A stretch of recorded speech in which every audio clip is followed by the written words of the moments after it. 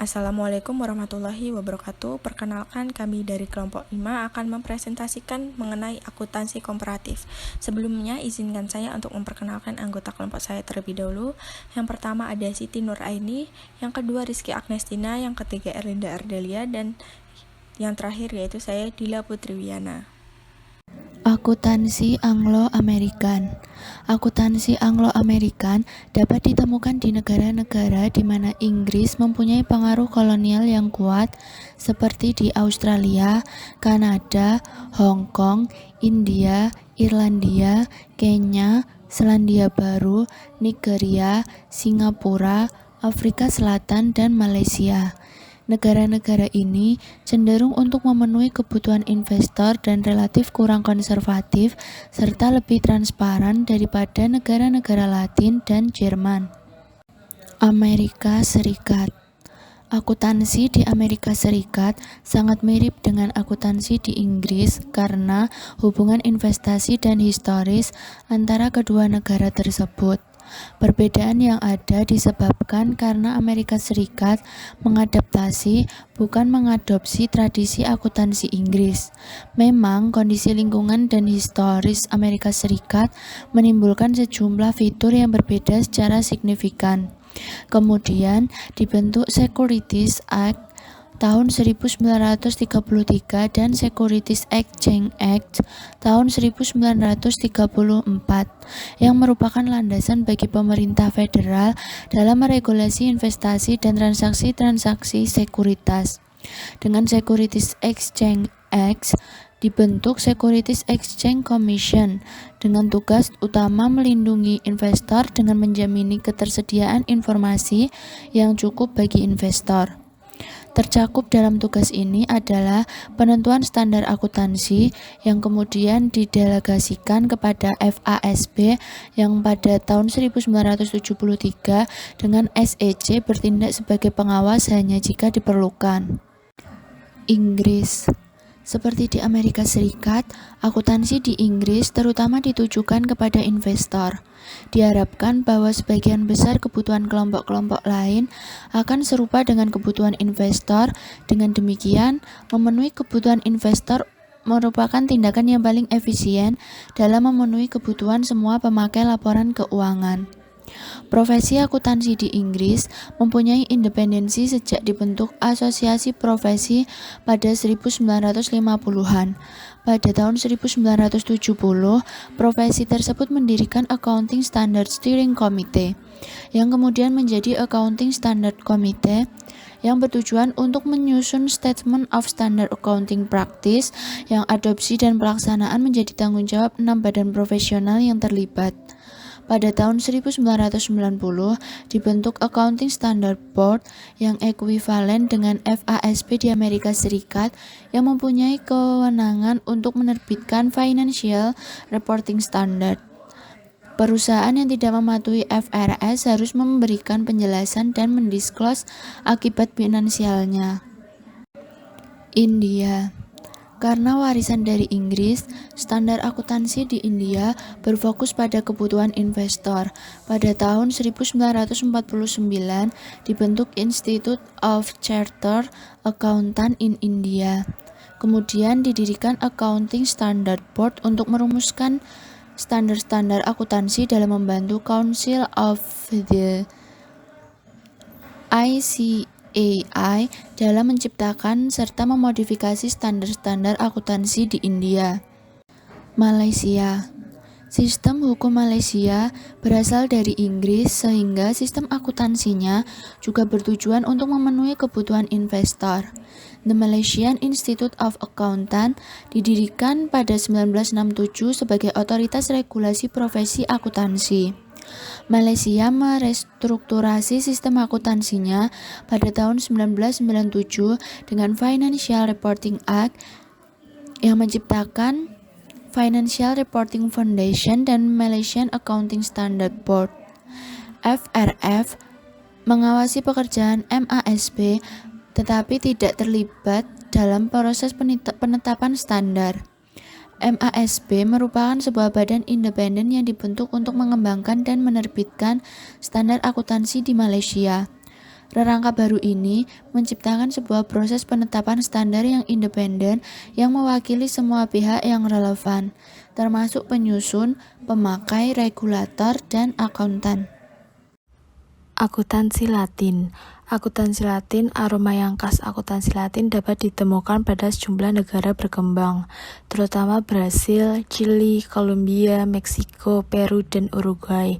Negara maju yang termasuk dalam kelompok ini adalah Prancis, Portugal, Spanyol, Italia, Belgia, dan Argentina. Akuntansi Latin cenderung relatif lebih konservatif dan sekreatif atau kurang transparan dibanding dengan akuntansi negara-negara Anglo-Amerikan. Prancis. Tradisi akuntansi di Prancis memberikan preferensi terhadap kebutuhan informasi kreditur dan otoritas pajak. Tetapi, tekanan pasar internasional mendorong untuk lebih digunakannya pendekatan orientasi investor. Prancis memang telah mengamandemen undang-undangnya agar laporan konsolidasian dapat disusun dengan menggunakan BBH atau IFRS. Undang-undang Prancis merefleksi posisi klasik yang mewajibkan untuk menyelenggarakan pembukuan dan menyusun laporan keuangan.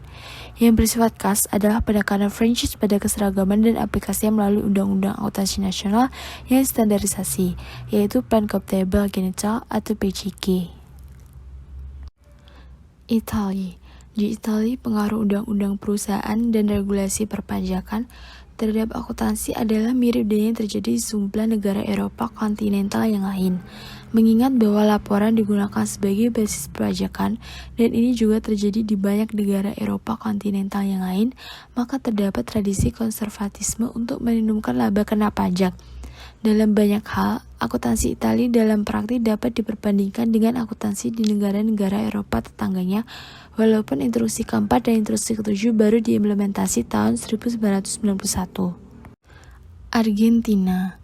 Pada sejarahnya, akuntansi Argentina berfokus pada pemenuhan kebutuhan kreditor dan pemungut pajak. Kebijakan keuangan di Argentina mewajibkan pelaporan keuangan tahunan dan perusahaan publik juga harus mengeluarkan pernyataan setiap kuartal atau 4 bulan. Argentina memiliki sistem akuntansi yang unik di Amerika Latin.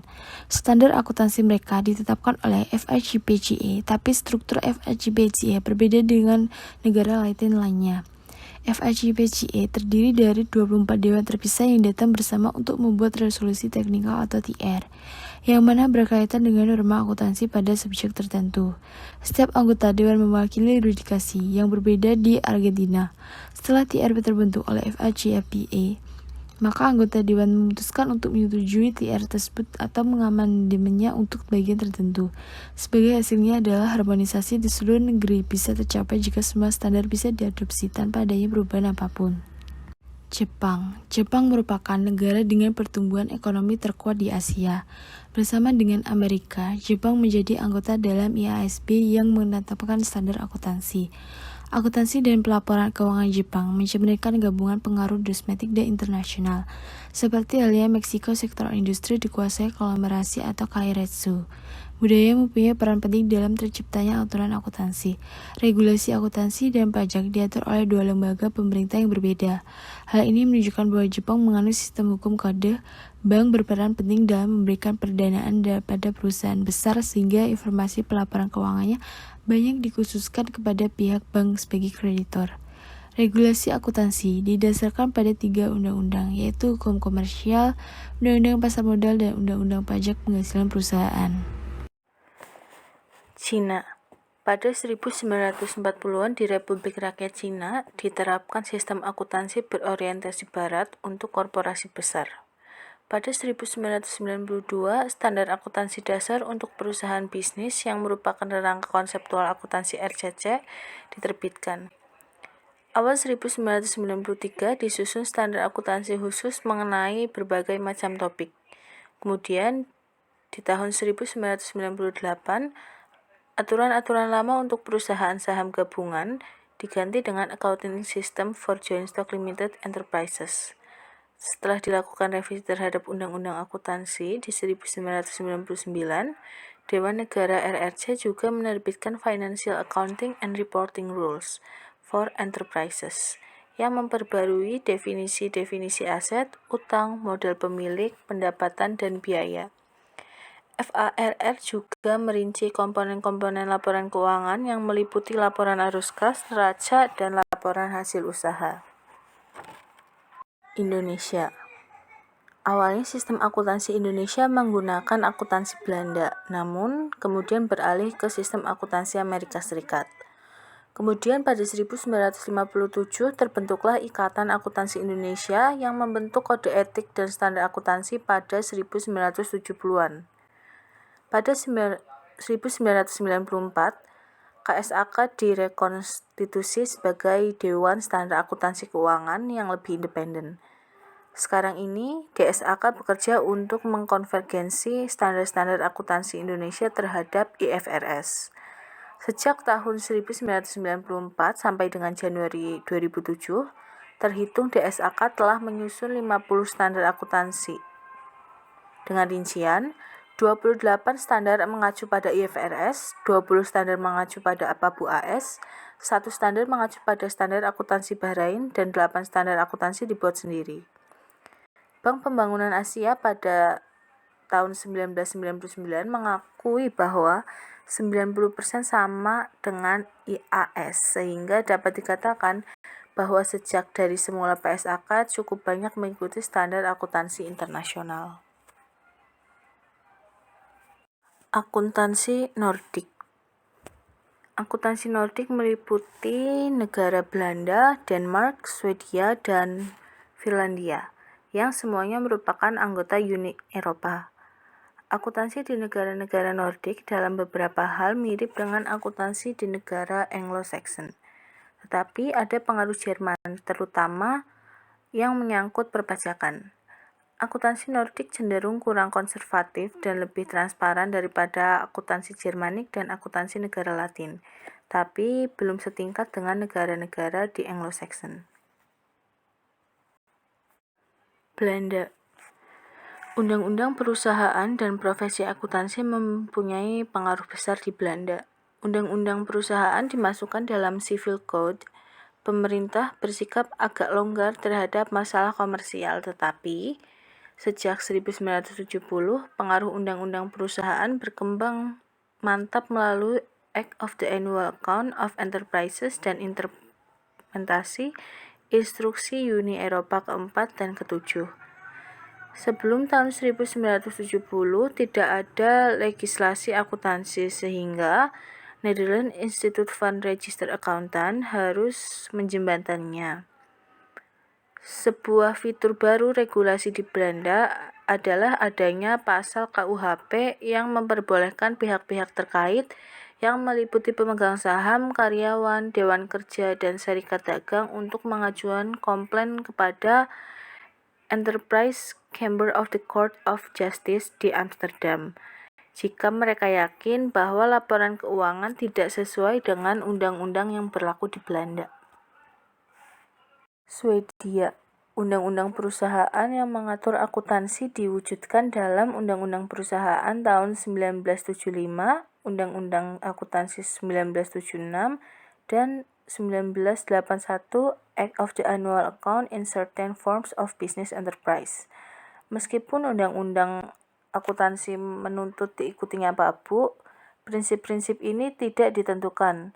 Situasi ini berubah ketika disusun New Accounting Act of 1995 yang mengimplementasi instruksi-instruksi akuntansi Uni Eropa yang hanya memberikan sebuah rangka bukan aturan rinci. Fleksibilitas ini menjadikan profesi akuntansi Swedia memainkan seluruh peran yang berpengaruh dengan membuat rekomendasi mengenai masalah-masalah akuntansi. Tetapi pada 1976, pemerintah mendirikan Dewan Standar Akuntansi dengan tugas membuat rekomendasi mengenai masalah akuntansi dalam undang-undang perusahaan.